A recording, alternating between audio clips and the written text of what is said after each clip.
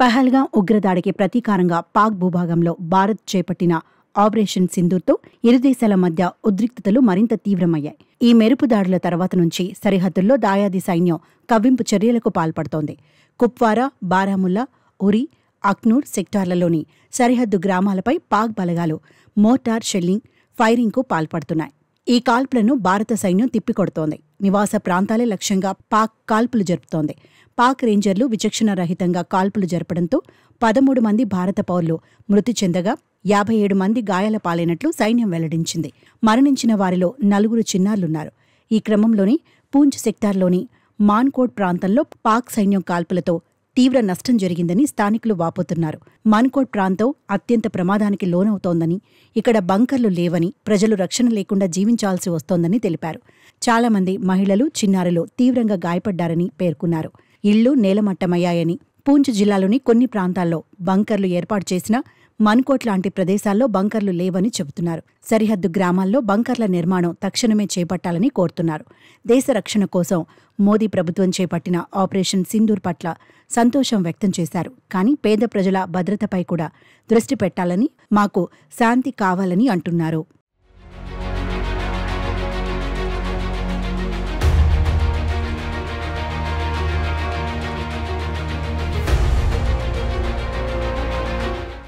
सिंदूर mission देखो sir, जो इन्होंने बदला लिया ठीक किया है, चलो नुकसान हुआ है, लेकिन हमारे सिख बिरादरी का यहाँ पे बहुत ही कीमती नुकसान हो चुका है। जो ये लेडीज थी बेचारी, इसके छोटे छोटे बच्चे हैं, तो बहुत ज्यादा नुकसान हुआ है सर। तो आगे हम सरकार से यही अपील करना चाहते हैं कि सीज फायर ये जल्द से जल्द करवाएं और अमन शांति करवाएं, आगे वो नुकसान ना हो। बहुत ज्यादा नुकसान हुआ है सर। और स्पेशली सर पिछली बार जो बंकर्स का आया था, तो बंकर्स इन्होंने बॉर्डर एरिया में दिए थे। बेसिकली हमारा भी बॉर्डर एरिया में आता है और यहाँ पे शेलिंग बहुत ज्यादा होती है, बट यहाँ पे डीसी साहब ने बंकर प्रोवाइड नहीं करवाए थे। तो हम गवर्नमेंट से भी यही अपील करना चाहते हैं कि यहाँ पे जल्द से जल्द बंकर प्रोवाइड करवाए जाएं और हमारे लोगों को सेफ किया जाए। और लिहाजा गवर्नमेंट से यही अपील है कि इनको जल्द से जल्द सेफ किया जाए और अमन शांति लाया जाए। फैमिली की हार्दिक सहायता की जाए। अभी नुकसान तो बहुत ज्यादा हो चुका है, छोटे छोटे बच्चे हैं, और हम यही चाहते हैं इनकी सहायता जैसे जितनी भी हो सकती है इनकी सहायता की जाए। कोट एरिया में है ये, तो इनकी मनकोट निवासियों की जो भी है जितनी भी हेल्प की जाए। जैसे कि आज एक बड़ी दुख की बात है कि इन बेचारों का एक बड़ा नुकसान हुआ है, हमारी एक बहन की डेथ हुई है।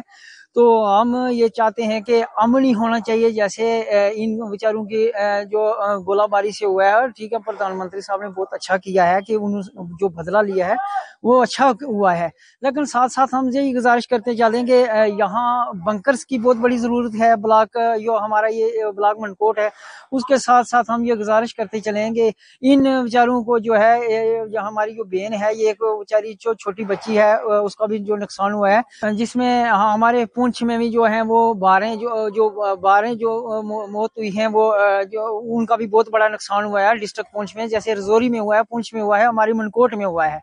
तो मैं गुजारिश करता चलूंगा जिन लोगों का नुकसान हुआ है जल्द से जल्द उनको जो है वो रिलीफ दी जाए। और यहाँ बॉर्डर एरिया है, इसमें बंकर की बहुत बड़ी जरूरत है।